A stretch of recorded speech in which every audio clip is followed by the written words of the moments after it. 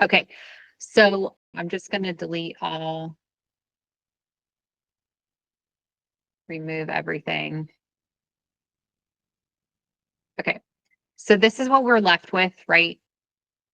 It's not perfect because obviously I'm looking through two different layers before I get to where the design is. But pretty much, if you guys can't see, please let me know. I will do my absolute best to try and make this as clear as possible. So I'm in a divider, right? I'm going to take my crosshairs and line it up with the limits, the outer limits of this biggest circle, just because that's where I chose to start. Single press of R is going to get me a circle, right? A radius. Click and hold, use my middle finger to zoom out, pan a little bit to try and find the other side. Once I get there, yes, I am dragging outside the space, doesn't matter.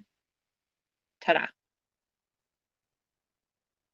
Do the same thing with the second one, single press R. It's really important to remember to press R every single time. The system does disengage that radius every single time it finishes a shape.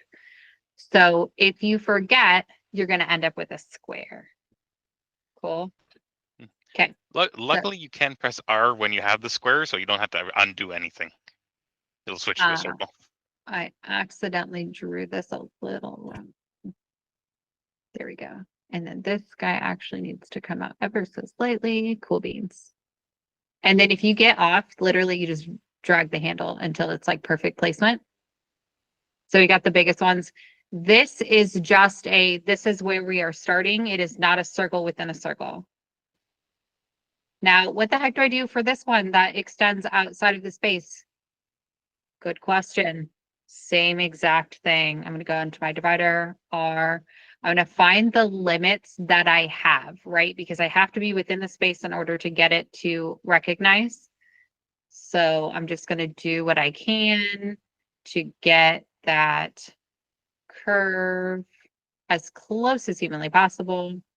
Notice it's wrong on this side. Cool. Just grab that handle until it's off of the corner. So it allows you to manipulate it. And then use your crosshairs to align it back and then slide until you can get it in perfect alignment. Really quick. Okay. Same thing over here. I'm going to get the limits I have.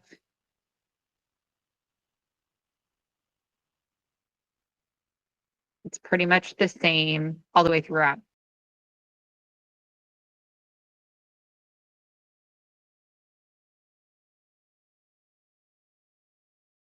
That's great because I want to move on to the fun shapes like this, where we have a little one and then a bigger one.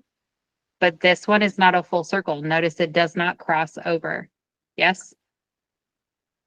So we're going to draw the little circle.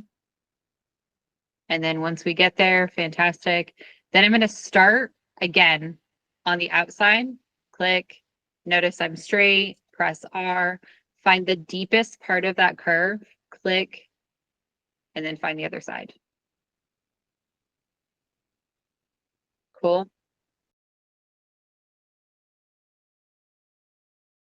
Now this one, right, LBT3, this is a full circle.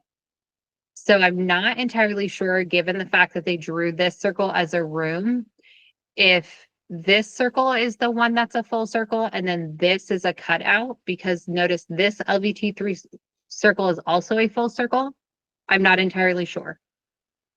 So when I drew it, right, I drew it in the same fashion that they have it here, which is I have 3 full circles and then I just filled it with whatever finish that they had.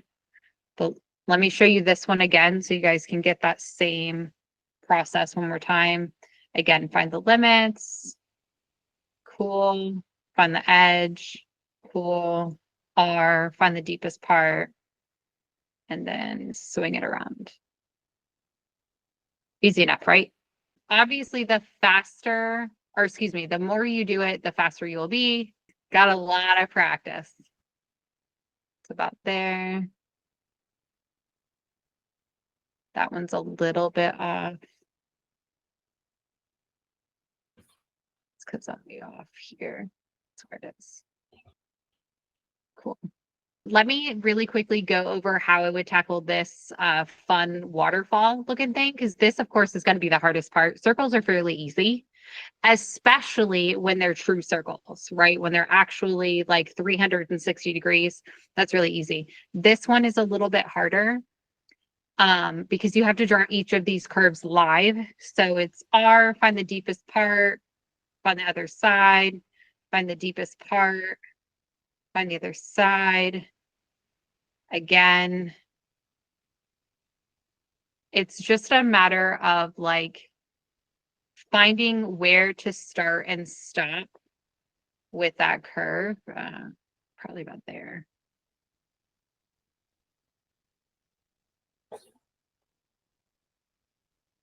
So that looks pretty good. But does that make sense? Does everybody understand the logic at least? So the intent, one end, the deepest part of the curve, and then the other side. And so when you're drawing like a chicane, which is like back and forth, you try and stop one line segment where you can see that it's on its straightest portion, because that's going to be the beginning of your next curve.